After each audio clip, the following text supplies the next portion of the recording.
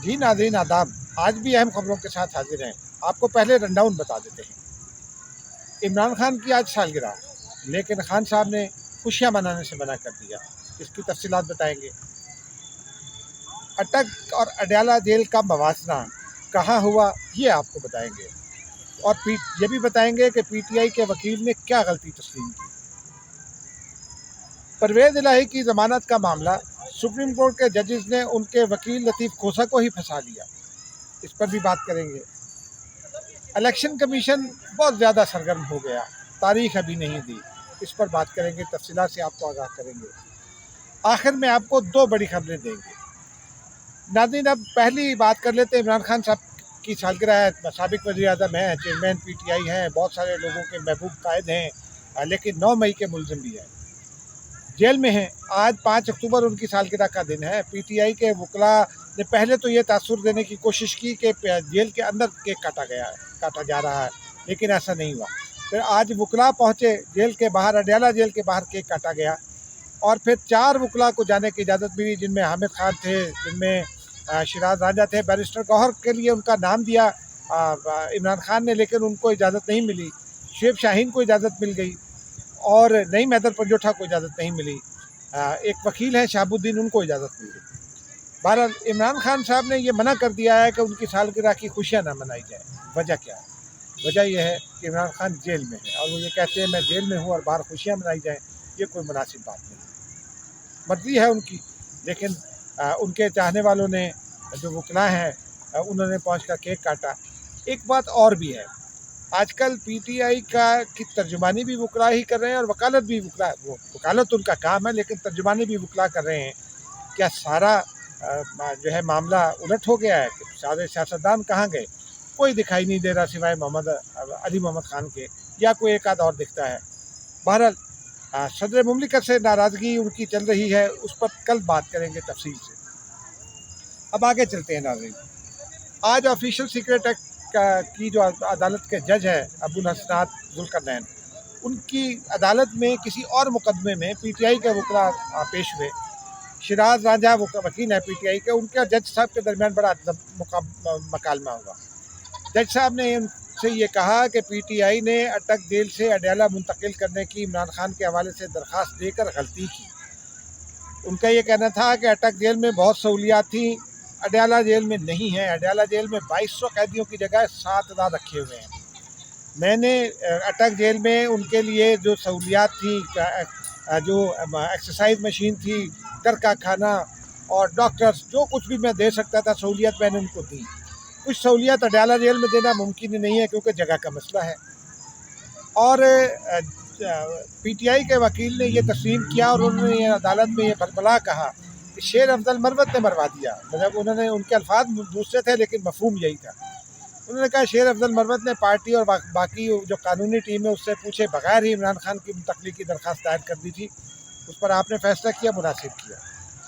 जज साहब ने यह कहा कि इमरान खान के वकला को सोचना चाहिए था। उन्होंने एक अच्छी जगह से बुरी जगह मुंतकिल करा दिया। फिर उन्होंने ये भी कहा कि अडयाला जेल में तो जंगला है, उसमें इमरान खान साहब जंगले में बैठे हुए थे। अटक जेल में ये जंगला नहीं था। फिर उन्होंने ये भी कहा कि अटक जेल में आमने सामने बात हो जाती थी, ये पहले भी आपको बता चुका हूँ। फिर उनका ये कहना था कि चेयरमैन पीटीआई पर जो गैर ज़रूरी सख्ती हो रही है, अदालत बेहतर क्लास का फ़ैसला करे, ये शिराज रांझा साहब ने कहा। अब यहाँ बस एक क्लास ही रहती है। इमरान खान को एक क्लास अभी मिलती है या नहीं, इसका फ़ैसला अभी होना बाकी है। लेकिन इसी हवाले से अदालत में उनकी क्लास के हवाले से उनके साबिक तर्जुमान और हाल के सियासी दुश्मन फयाजुल हसन चौहान साहब भी एक नई लेकर आए हैं। उन्होंने पहली बार ये बताया, उन्होंने ये कहा कि अडयाला जेल में उनको 4 डॉक्टर्स की टीम हासिल है, उनको घर के खाने की सहूलत है। कौन सी सहूलत नहीं है जो उनको हासिल नहीं है, लेकिन पीटीआई वावेला करती है। और फिर उन्होंने इमरान खान का ताल्लुक 9 मई से भी जोड़ा और बहुत सारे इल्ज़ाम आयद किए। उन इल्ज़ाम पर जाना मुनासिब नहीं, क्योंकि पहले ही अदालतों में केसेस चल रहे हैं। लेकिन बहरहाल अब देखते हैं कि क्या फ़ैसला आता है। شیراز رانجھا کا یہ کہنا تھا جج ابو الاسناد صاحب کو کہ جی آپ اس کا فیصلہ نہ کریں کیونکہ اڈیالہ جیل جو ہے وہ منتقل کرنا ہے اس کو غیر ضروری طوالت کے لیے مقدمے کی غیر ضروری طوالت کی وجہ سے کی گئی تاکہ مقدمے کو کھینچا جائے. جج صاحب نے کہا آپ بتا دیں ہم مقدمہ چلاتے ہیں. اس پر وکیل صاحب نے کچھ نہیں بتایا. ناظرین اب اگلی خبر کی جانب چلتے ہیں. اگلی خبر یہ ہے کہ آج پرویز الہی کی درخواست ضمانت جسٹس سردار طارق مسعود جو سینئر ترین جج ہے چیف جسٹس کے بعد ان کی عدالت میں پیش ہوئی. جسٹس منصور علی شاہ اس بینچ میں شامل تھے. لطیف کھوسہ صاحب نے بڑے ایک ڈرامائی انداز میں عدالت کو کہا کہ یہ بھی کوئی انصاف ہے کہ ایک کیس میں وہ رہا ہوتے ہیں دوسرے میں پکڑ لیا جاتا ہے. تو جج صاحب نے کہا کہ کس قانون کے تحت دوسرے کیس میں نہ پکڑا جائے ذرا وہ قانون کوٹ کریں. انہوں نے کہا جی عدالتیں پہلے بھی ہدایت کرتی رہی ہیں, عدالت ہدایت کرتی ہے کہ ان کو کسی کیس میں گرفتار نہ کیا جائے لیکن پھر بھی کر لیا جاتا ہے. جج صاحب نے کہا کہ کیا اسلام آباد میں کسی عدالت نے کوئی ایسا حکم جاری کیا مجھے بتائیں. انہوں نے کہا کہ ہائی کورٹس ہوں یا لوئر کورٹس وہ اس قسم کا حکم جاری نہیں کر سکتی, یہ قانون کے خلاف ہے. ان کا یہ کہنا تھا کہ اگر عمران خان کو یہ سہولت دینی ہے یا کسی بڑے آدمی کو یہ سہولت دینی ہے تو پھر عام آدمی کو بھی یہی سہولت دیں کہ اس کو نہ کسی مقدمے میں گرفتار نہ کیا جائے. انہوں نے لطیف کھوسہ سے کہا کہ آپ دلائل دیں اور مثالیں کوٹ کریں, قانون بتائیں. لطیف کھوسہ صاحب نے ان سے وقت مانگ لیا اور لطیف کھوسہ صاحب نے کہا مجھے تیاری کے لیے کچھ وقت دے دیجیے, کل کا وقت دے دیں یا پرسوں کا دے دیں. منصور علی شاہ صاحب نے کہا کہ ہم نے آپ سے 2 پرٹیننٹ سوالات پوچھے ہیں ان کے جواب دیجیے. بہرحال اب جسٹس طارق مسعود نے یہ کہا کہ چونکہ اگلے ہفتے میں چاہتے تھے لطیف کھوسہ, تو انہوں نے کہا اگلے ہفتے میں supreme court practice and procedure act کے حوالے سے سماعت ہے, تو جب ہم فیصلہ کر لیں گے کہ کس وقت سماعت ہونی ہے تو آپ کو آگاہ کر دیں گے. پرویز الہی کی ضمانت آج بھی نہیں ہو سکی, لیکن اس میں جو ججز کے ریمارکس تھے اس میں ایک راہ متعین کر دی گئی ہے ہائی کورٹس کی کہ ہائی کورٹس جب آئے روز یہ کہہ دیتی تھی کہ جی خان صاحب کو ضمانت حاصل ہے اور ان کو مزید کسی مقدمے میں بھی گرفتار نہ کیا جائے. اب عدالت عظمیٰ کی ہدایت پر عدالت عالیہ یا کوئی لوئر کورٹ یہ نہیں ہدایت جاری کر سکے گی. اور یہ معاملہ بھی درست ہے اس لیے کہ آئین اور قانون جو ہے وہ یہ کہتے ہیں کہ اگر کوئی اور جرم سرزد ہوا ہے اور الزام ہے تو اس میں تو گرفتاری ہوگی اس کے لوازمات پورے کرنے کے بعد. ایسا نہیں ہو سکتا کہ ملزم کو دوسرے مقدمے میں گرفتار نہ کیا جائے.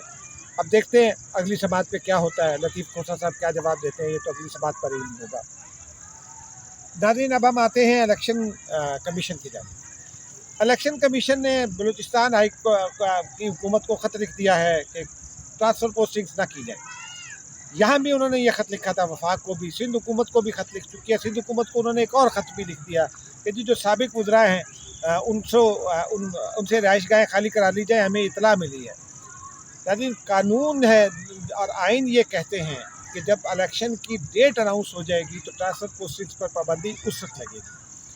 رولز یہ کہتے ہیں کہ جو رکن قومی اسمبلی تھا یا وزیر تھا وہ اپنی وزارت ختم ہونے کے بعد 2 سے 3 ماہ تک وہ گھر رکھ سکتا ہے اپنے پاس. اور پچھلی بار یہ جب اسمبلی ختم ہو رہی تھی تو بہت سارے ارکان نے اسپیکر سے یہ بھی درخواست کی تھی کہ انہیں یہ اجازت دے دی جائے کہ وہ نئے الیکشن میں اگر وہ منتخب ہو کر آ جاتے تو اس وقت تک یہ جو اپنے اپارٹمنٹس ہیں فیڈرل لاجز میں یہ اپنے پاس رکھیں. ہدایت تو جاری نہیں ہوئی لیکن روایت یہی ہے. اب الیکشن کمیشن یہ چاہتا ہے کہ وہ ڈیٹ اناؤنس نہ کرے اور یہ پابندیاں ساری لاگو ہو جائیں. یہ غیر مناسب بات ہے کیونکہ حکومت کو ٹرانسفر پوسٹنگز اپنی ضرورت کے مطابق کرنا ہوتی ہیں. ضروری نہیں ہے کہ تمام پولیٹیکل ہوں. سندھ کے ساتھ تو خیر ویسے بھی سندھ کی شکایت تو بہت عام ہے کہ اس کے افسران کو کہیں پوسٹ نہیں کیا جا رہا, اور وہ شکوہ شاید ان کا یہ بھی ہے کہ پیپلز پارٹی کا خاص طور پر یہ شکوہ ہے کہ شاید یہ پیپلز پارٹی کو ٹیم کیا جا رہا ہے. آپ دیکھتے ہیں الیکشن کمیشن جو ہے وہ اس کو اب الیکشن کی تاریخ کا اعلان کرے تو پھر یہ مناسب ہوگا کہ ٹرانسفر پوسٹنگ پر پابندی ہو. ناظرین اب آتے ہیں خبر کی جانب. ایک خبر تو یہ ہے کہ صرف آج صبح سے اطلاع زیر گردش تھی کہ صداقت عباسی عمران خان کو چھوڑ رہے ہیں, پی ٹی آئی کو چھوڑ رہے ہیں, اور وہ بھی ایک عثمان ڈار کی پیروی کریں گے. دن گزر گیا نہیں ہوا, لیکن ابھی تک اطلاع یہی ہے کہ کسی بھی وقت ان کی کوئی ویڈیو منظر عام پر آ سکتی ہے, کنفیشنل ویڈیو, جس میں وہ جو ان کے بقول حقائق ہوں گے اور جو پی ٹی آئی کے بقول نیری بکواس ہوگی. وہ آئیں گے، وہ بتائیں گے، اپنا بیان دیں گے۔ فروخ حبیب کے بارے میں بھی یہی اطلاع ہے کہ کیو میں وہ بھی لگے ہوئے ہیں، لیکن ایک نام حیران کن ہے، اسد قیصر۔ اسد قیصر گزشتہ 2-3 مہینوں سے وہ پریشان ہیں۔ ان کو پرویز خٹک نے اپنے ساتھ بٹھایا، لیکن انہوں نے پریس کانفرنس میں شرکت نہیں کی، عمران خان کو نہیں چھوڑا۔ ابھی بھی وہ عمران خان کے حق میں بات کرتے ہیں، لیکن اب اطلاع یہ ہے کہ پرویز خٹک کی راہ اختیار کر رہے ہیں اسد قیصر بھی، اور وہ بھی اگلے دنوں میں پی ٹی آئی اور عمران خان کا ساتھ چھوڑ سکتے ہیں۔ اگر ایسا ہوا تو یہ ایک بڑی عمران خان کے لیے ایک یوں سمجھیے کہ ایک بڑا حادثہ ہوگا۔ اسد قیصر سابق اسپیکر قومی اسمبلی ہیں، اور انہوں نے اپنے سٹینڈ سے، اپنے گفتگو سے، اپنی کنڈکٹ سے انہوں نے اپنی ایک پوزیشن بنائی تھی پارٹی میں۔ علی محمد خان کی طرح ان کی بھی بہت رسپیکٹ ہے پارٹی میں، اور پھر ان کا اثر و رسوخ بھی ہے خیبر پختونخوا میں۔ اگر وہ چلے جاتے ہیں تو یہ پی ٹی آئی کے لیے ایک بڑا تازیانہ ہوگا۔ دیکھتے ہیں کب تک جاتے ہیں۔ اب ناظرین، نواز شریف کے حوالے سے اگلی خبر پر آتے ہیں۔ مسلم لیگ نون نے نواز شریف کی امیج بلڈنگ کے لیے ایک منصوبہ بنایا ہے۔ یہ منصوبہ بنا لیا ہے کہ نواز شریف پاکستان آنے سے پہلے 3 ممالک کے دورے کریں گے۔ 2 ممالک کی تو پہلے خبر آ چکی ہے، یو اے ای اور سعودی عرب کی، لیکن تیسرا دورہ نواز شریف چین کا کرنا چاہتے ہیں۔ نون لیگ کی حکمت عملی اور منصوبہ یہ ہے کہ نواز شریف جب پاکستان آئیں تو وہ یہ اعلان کریں کہ میں نے فلاں فلاں ملک سے وعدہ کر لیا ہے اور اتنے ارب ڈالر آ جائیں گے۔